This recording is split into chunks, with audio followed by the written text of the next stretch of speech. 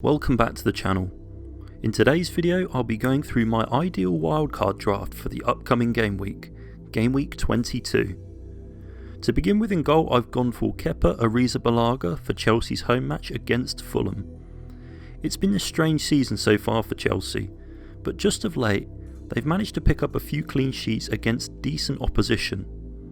Kepa's fixture run looks good all the way up until Game Week 30, where he faces Brighton and then United a couple of weeks later. I still believe that he's one of the best budget goalkeepers in the game currently. To begin with, in defence I've gone for Kieran Trippier from Newcastle. Although they're likely to blank in Game Week 25, Newcastle have two good fixtures in the next two game weeks against West Ham and Bournemouth. The Magpies haven't conceded in the Premier League since Game Week 15, and the last time Trippier failed to pick up bonus points was back in Game Week 13.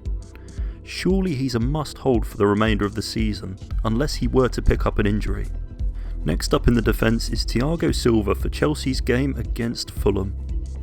As I mentioned before, Chelsea have a decent fixture run up until Game Week 30, and Thiago Silva seems to be the most nailed player to start along that Chelsea backline. The good thing about having Thiago Silva in here is that he definitely has a fixture in Game Week 25. A week where many fantasy managers will likely have defenders from multiple teams who blank, and they may struggle to field a full 11. Finally, in the three-man defence is Luke Shaw for Man United's probable double game week at home to Crystal Palace and Leeds. Although it's more than likely that United blank in Game Week 25, this week in particular is one we shouldn't be looking past. In my opinion, Shaw is just by far the best United defender for our FPL teams. His goal and assist threat is the highest, and he seems to be pretty nailed to start each week. Man United also have a good fixture run leading up till Game Week 25. To kick off the midfield, it's of course Marcus Rashford for United's likely double game week against Crystal Palace and Leeds.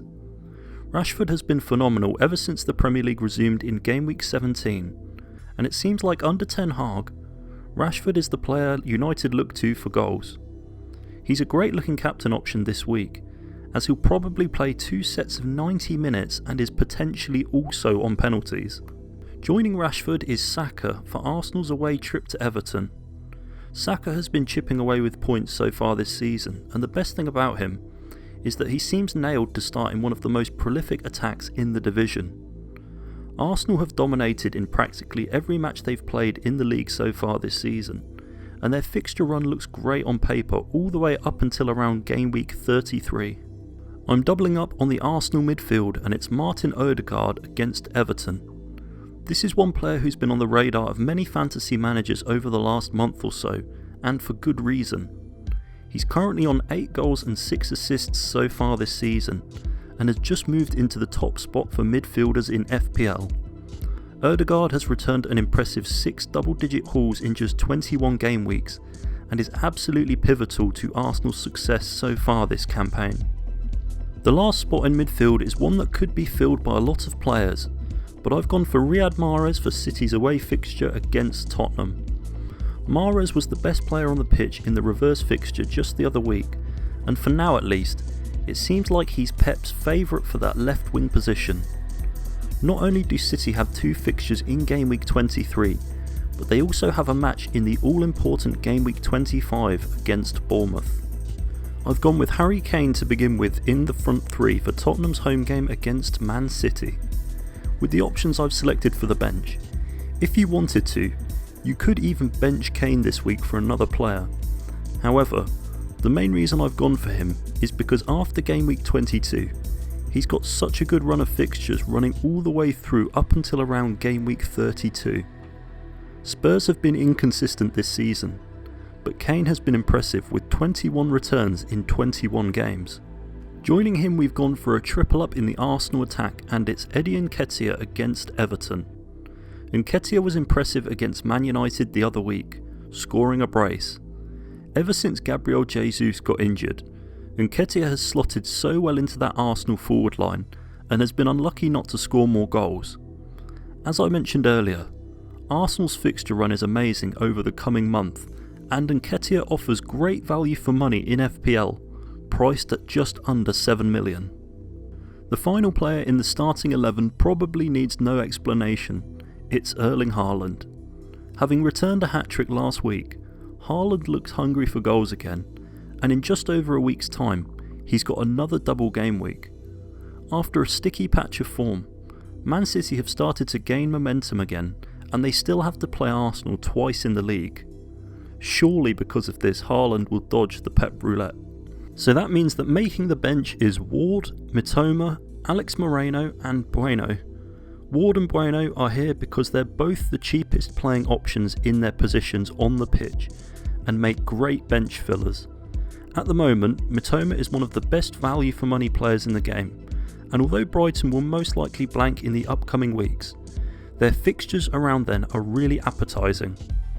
Alex Moreno comes in place of a Newcastle defender to navigate the likely blank game week for the Magpies in Game Week 25. In that week, Moreno plays away to Everton. So here's how the team would shape up over the next 4 weeks up until that likely blank Game Week 25. In Game Week 22, we'd play a 3-4-3. Rashford would get the captaincy, Saka would get the vice, and Mitoma would likely drop to the bench, although you could potentially start him over the likes of Mahrez or Kane. In double game week 23, we'd line up with the same players in a 3-4-3, except the captaincy would probably move to either Saka or Haaland, depending on who you fancy to score more points in their double. Again, Mitoma would stay on the bench, but you could swap him for Rashford if you preferred the fixture. For game week 24, the team would again remain the same. Captaincy would go to Haaland, but you could potentially go to a handful of players including Rashford and any of the Arsenal forwards. I've got Mitoma on the bench here again, but there's always the option to bring him into the 11 if Brighton continue their good run of form. Finally, in game week 25, Trippier and Shaw would drop to the bench for their blanks, and Alex Moreno and Bueno would come in for their matches against Everton and Fulham respectively. Captaincy would go on Haaland. However, there are a number of other candidates if you did want to take a punt on a differential captain. This wildcard team doesn't include any game week transfers, but you've always got the option to make moves if required.